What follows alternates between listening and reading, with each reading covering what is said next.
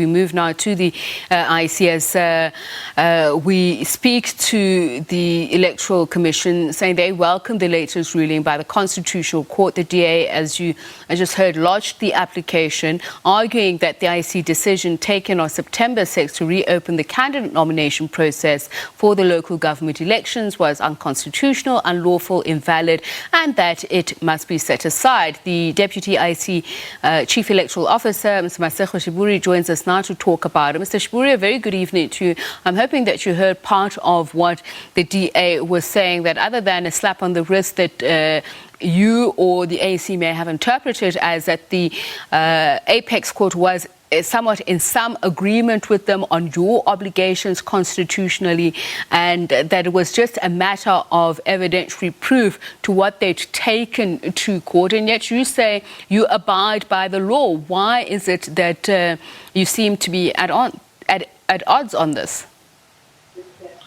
We are not at odds with anyone on this matter, and the interpretation of the party on the ConCourt's decision is of no moment. On our part, we are preparing for an election that must take place by the 1st of November in terms of the court order. We are also happy that the court has clarified that in its judgment, it did not usurp the authority of the Electoral Commission to amend a timetable when it is in the interest of free and fair Mr. Shiburi, elections. it's interesting you say you are not at odds with anyone on this, but the DA took you to court precisely because it argued that paragraph 5, subsection C3 of the order given by the Apex Court originally only entitled the Commission to amend the election timetable to the extent that it may be reasonably necessary. We may have been at odds before the court spoke. The court now has spoken. It has clarified that the Electoral Commission has authority in terms of its statutory powers to amend the timetable when it is in the interest of free and fair election. On that basis, we assist with preparations for timetable activities, which timetable was issued earlier today.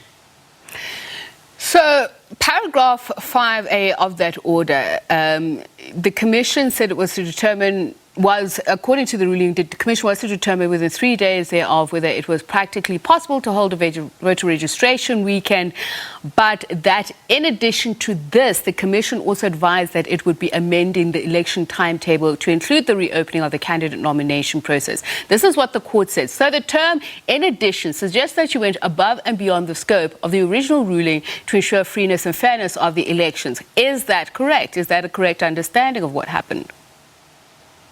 Indeed, we think that our interpretation of the court order, and at that point, we did not have the full judgment and the reasons of the order.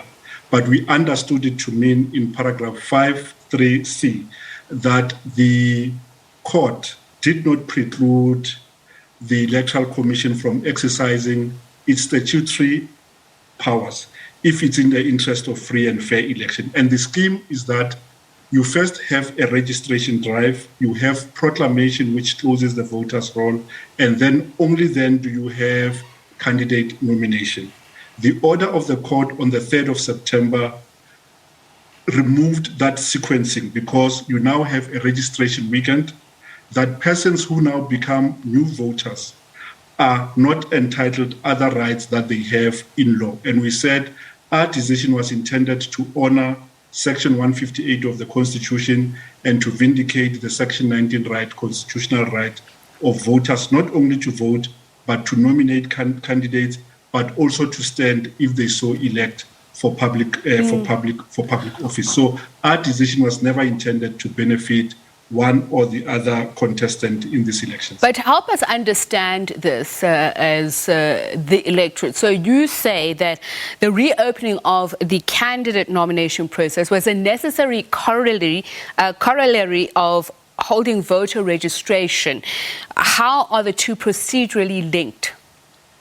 Okay, let's create a bit of a context. Over the registration weekend that we held on the 18th and the 19th, we registered in excess of 400,000 young persons, people who are registering for the first time, and they constitute 91% of the total activity that we registered over the weekend.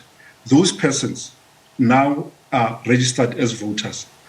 As a constitutional entity, it is not up to us to determine for them that you can enjoy your political rights only as a voter, but you are not entitled to stand for elected office, nor are you entitled to nominate candidates that you wish to represent you. So that was what we were doing. We were just giving voters the full suite of rights that they are entitled to without consideration to political players in this election. Okay, so you've just, as the IEC, also given feedback on this voter registration weekend. Just using the court case as an example, if you could just show us the inextricable moving parts of a timetable then, in respect to registering new voters and candidates, as you've just outlined, but as in going forward also, why are they all moving parts of the same thing? Okay. In terms of the court order said the minister must, after we have held a registration weekend, proclaim the election. The minister has done so today, and on that basis, we have now issued a truncated timetable.